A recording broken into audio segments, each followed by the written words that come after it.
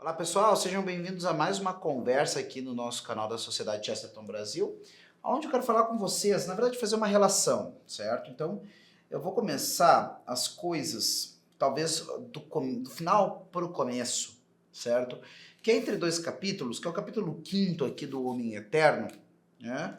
Então, que é o livro de Chesterton que eu chamaria de Antropologia de Chesterton, em sentido filosófico-teológico, e depois uma parte que é a contribuição dele para a apologia cristológica, né? Ou seja, o que eu estou querendo dizer? Eu falei um monte de palavras que talvez você não tenha entendido, tá? Antropologia estuda o ser humano, certo? O ser humano enquanto seu comportamento, as coisas que ele constrói, enquanto cultura, civilização e assim por diante. Por que ele faz isso? Quais são suas motivações?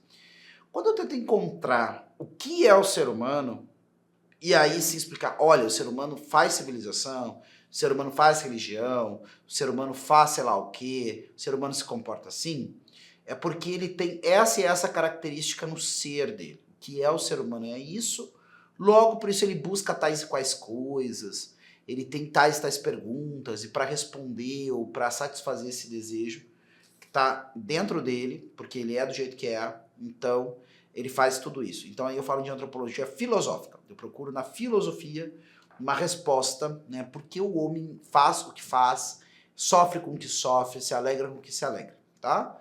E antropologia teológica, aí já eu uso essas mesmas perguntas e o desejo de respondê-las, mas a partir daquilo que nós chamamos de revelação sagrada, né? Sobretudo, né? Dentro do contexto cristão, tá bom? Então isso. E depois disso, então, vamos ter a cristologia, que é o estudo de Jesus. Por que Jesus é o Cristo? Tá? Isso é dentro da teologia. Então, a segunda parte do Homem Eterno trata disso. Bom, o homem e as mitologias, certo? Quinto capítulo aqui de O Homem Eterno. E nós temos ortodoxia, que eu considero, né, uma suma do pensamento da filosofia do Chesterton. E aqui eu estou usando a palavra suma, gente, não como algumas pessoas pensam, como grande apanhado geral de tudo que há para se dizer sobre tal coisa.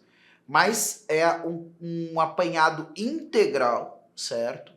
Que de alguma forma é um resumo, né, muito aumentado. Vamos dizer assim, ó, a forma mais ampla de resumo que eu poderia fazer é uma suma.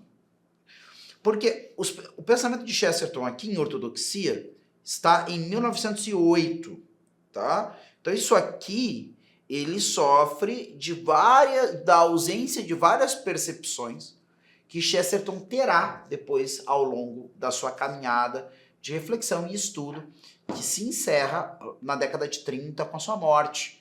Já, né, O Homem Eterno é de 1922, quando Chesterton já deu o passo definitivo em relação à sua conformação filosófica e teológica, no sentido de que ele se torna católico em 1922.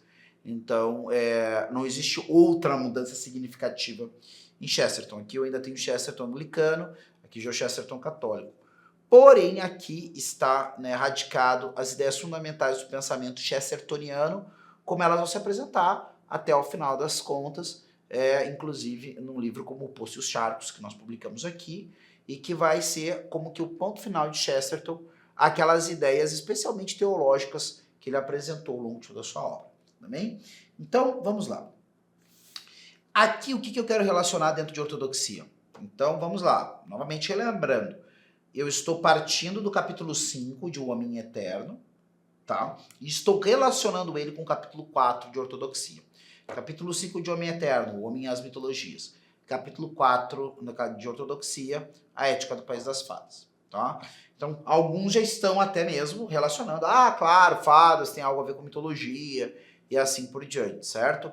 Fazendo um preâmbulo, e aqui eu vou me aportar, na verdade, no Tolkien, na teoria dele, no ensaio famoso, ensaio dele, On Fairy Stories, ou sobre histórias de fadas, aonde o Tolkien vai apresentar assim, ó, que histórias de fadas, na verdade, são sobretudo, tá, histórias que lidam com o ser humano, uma figura humana com seus limites, suas possibilidades, seu intelecto e sua vontade, tendo que peregrinar, tendo que caminhar, tendo que lidar com as experiências daquilo que é chamado de fairy, ou seja, um reino ao mesmo tempo que é um reino do belo, mas também o reino do perigoso. Não é o belo no sentido quase que nós poderíamos chamar daqueles que consideram o belo como um transcendental lado da verdade e da bondade. Esse tipo de beleza quase sempre é resultado, mais ou menos, da harmonia entre verdade e bondade. Não é disso que nós estamos falando. Nós estamos falando do ser humano lidando com aquilo que lhe é altamente atrativo, como um ser, né, afetivo, como um ser de emocionalidade e como um ser desejoso da experiência do sublime, do belo, do exaltante e assim por diante.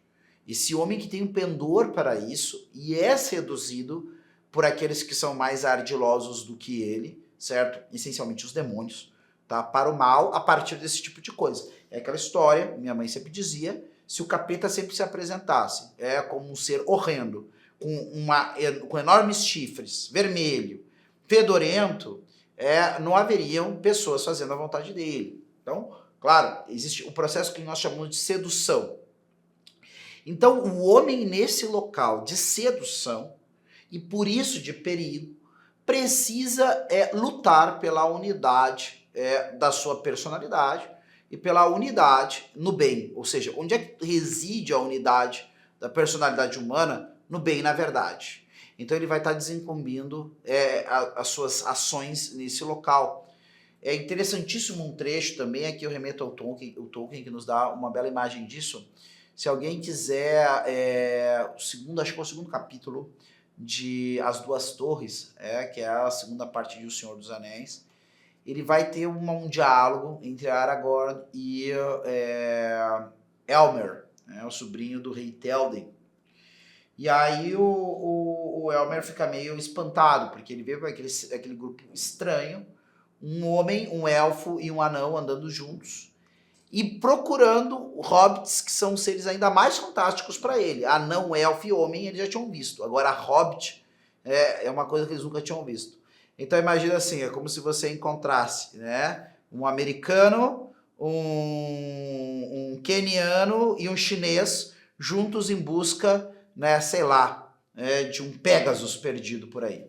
Então, o cara vai, você encontra essa trupe inusitada e ele diz assim, olha, tudo isso é real. Nós somos essas pessoas que você sabe que existiam, mas que dificilmente vinham associadas do jeito que nós estamos. E estamos indo em busca, ou melhor, talvez, porque existe essa rixa grande entre elfos e anões.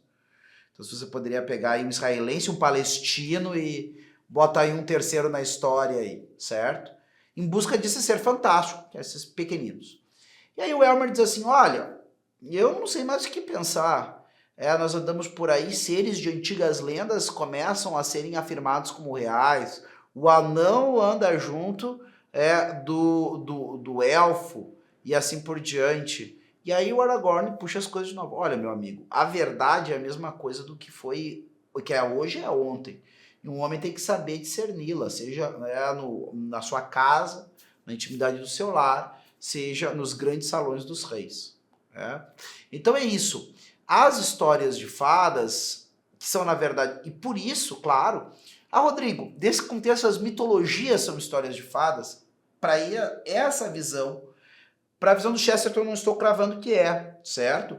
Agora, não é impossível que Chesterton concordasse, pelo menos em algum grau, com essa visão de Tolkien. Mas para Tolkien, com certeza. Com certeza, várias histórias mitológicas podem ser consideradas histórias de fadas. E muitas histórias com fadas não poderiam ser consideradas, porque não existe nada de verdadeiramente deslumbrante e perigoso nelas. Muito existe de bonitinho, de pequenino ou até mesmo de piegas, e isso causa, na verdade, mais enjoo e repulsa do que real atração e experiência factível dos dramas que o homem vive na sua realidade, tá?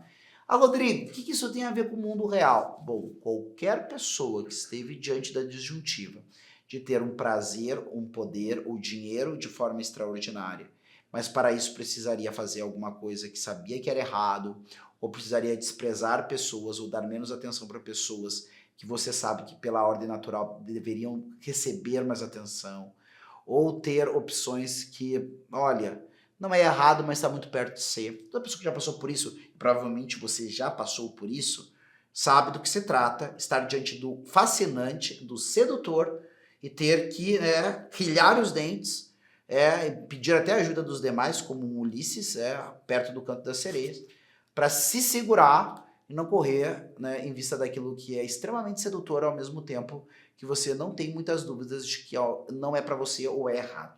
Né? Então vamos lá. O que chamamos de deuses poderiam ser chamados de devaneios. Já começa assim o nosso querido Chesterton. Compará-los com sonhos não é negar que sonhos possam virar realidade. Compará-los com histórias de viajantes não é negar que possam ser histórias reais, ou pelo menos que possam transmitir verdades. Isso é muito importante. Lá o Tolkien, que a gente está usando como referencial teórico para ler aqui, já era esse o diálogo, a discussão dele com C.S. Lewis, e é essa reflexão dele que vai levar o Lewis ao processo pessoal de conversão. Porque o Lewis chega com essa disjuntiva para o Tolkien. E o Lewis era um baita leitor de Chesterton, diga-se de passagem. Inclusive, O Homem Eterno aqui, para ele, é a obra mais eloquente de defesa cristã que ele já tinha lido, diz o Lewis. E o Chesterton, o Tolkien, aliás, vai debater com ele dizendo, olha, cara, ao contrário do que tu disse, o Lewis tinha dito para ele que os mitos eram mentiras sopradas sobre um cano de prata. Né? E ele disse, não são mentiras. Elas são, na verdade, as que contêm a mais profunda verdade. Isso porque, gente, a poética, a ficção e nela a mitologia trata do que é universal.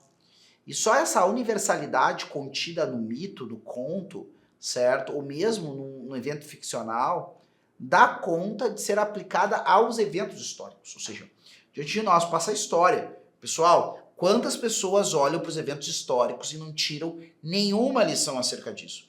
E com isso não conseguem atingir aquilo que o homem clássico pensava, que a história é mestra da vida, certo? Ou seja, quando conhecem, muitas vezes os conhecimentos históricos ficam como erudição, para alguns acabam sendo quase que entretenimento. Aí você tem aquelas pessoas que adoram aquelas curiosidades, as grandes batalhas que deslumbram porque alguém conseguiu escapar como um gol feito no último minuto dos acréscimos do jogo. Ou então, o quanto os reis, apesar de serem homens que dominavam tanto, eram tão sacaninhas como muitos dos homens comuns. Ou então, esse tipo de coisa. Quem realmente faz o empenho filosófico da história que conhece?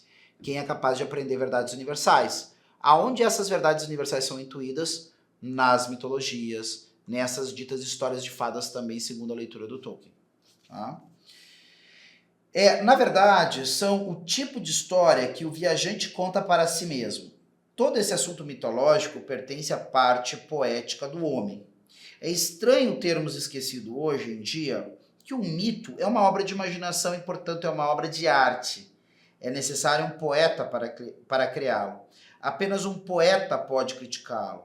Há mais poeta do que não poetas no mundo, como é provado pela origem popular dessas lendas. Mas, por algum motivo que ninguém nunca me explicou, apenas minoria não poética é que pode escrever estudos críticos desses poemas populares.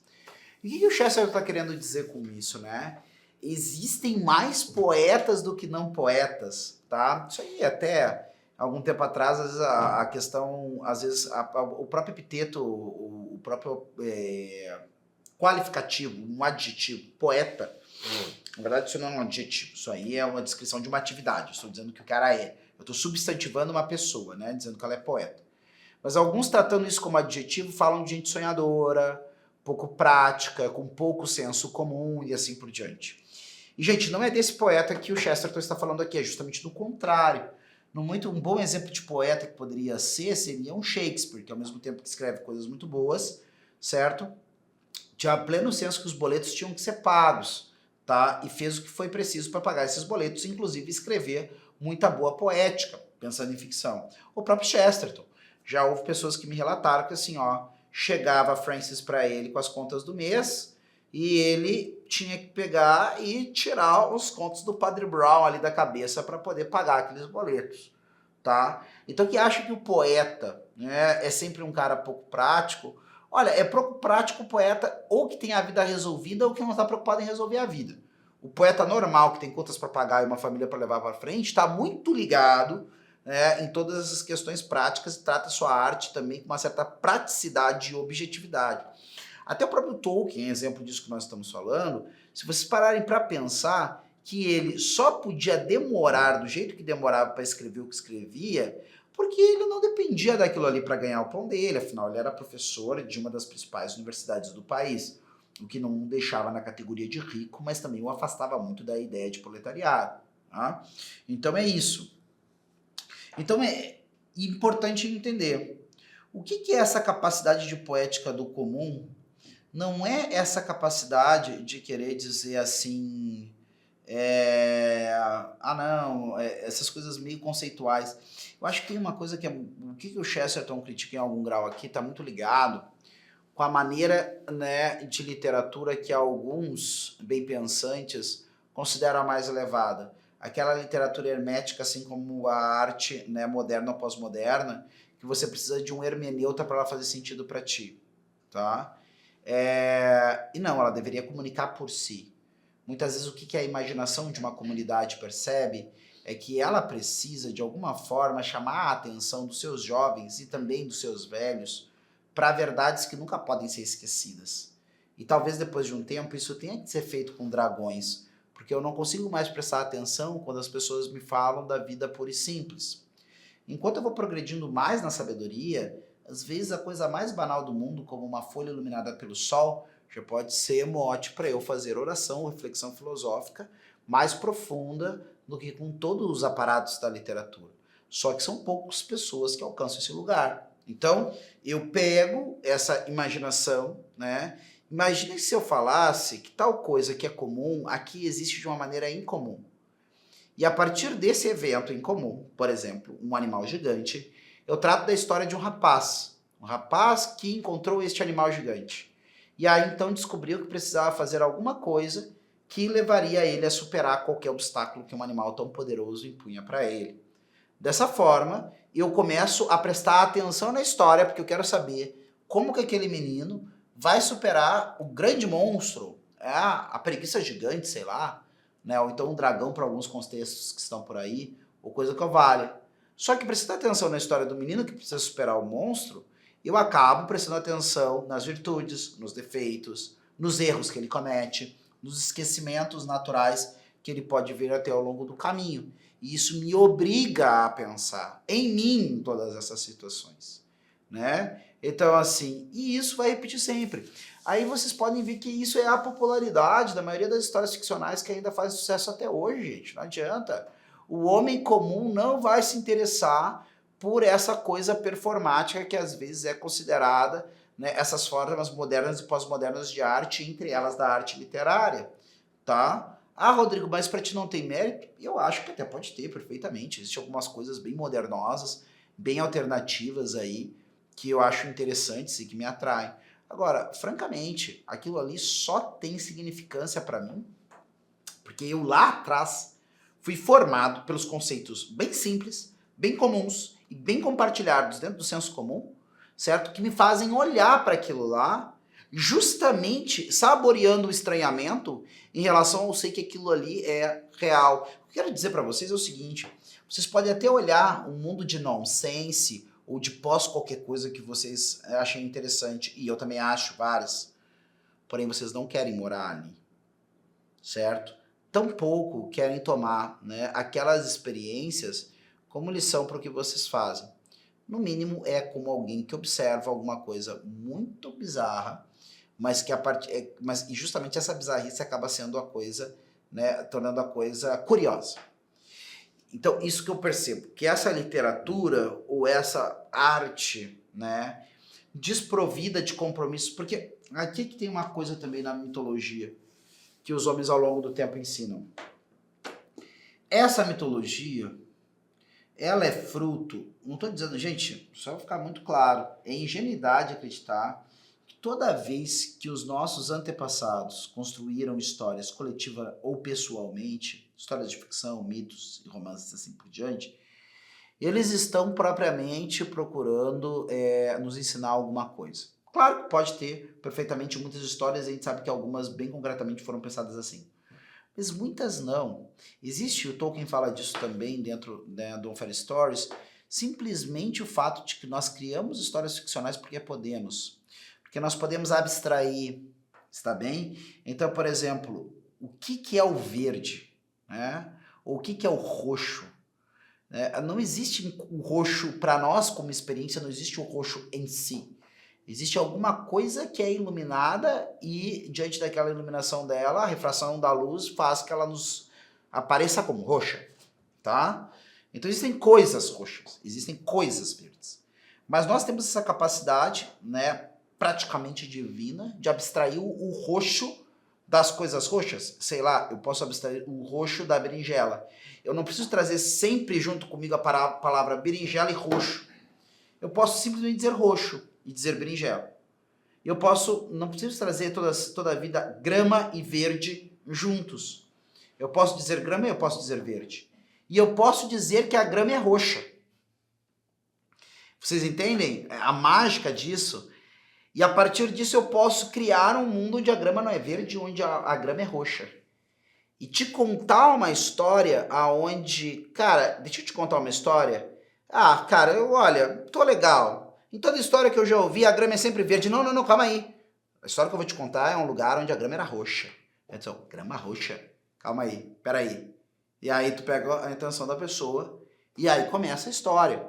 Geralmente era isso que as pessoas esperavam. No final da noite, né, perdão, no final do dia já à noite, em torno das fogueiras, elas estão querendo descansar, mas elas estão querendo alguma coisa que lhes ajude a repousar da experiência intensa da realidade, que é o trabalho. De alguma forma, elas estão querendo conhecer a realidade de uma maneira nova. Essa que é um dos motes da coisa toda. O que o sujeito quer, na verdade, mais a fundo em tudo isso? Ele quer renovar, certo? A alegria por existir e para as outras coisas existirem.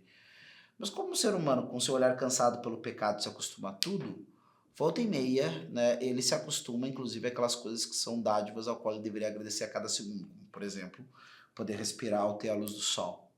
Então ele precisa desses lembretes poéticos de que as coisas mais banais ou corriqueiras são, na verdade, as coisas mais preciosas que nós temos, certo?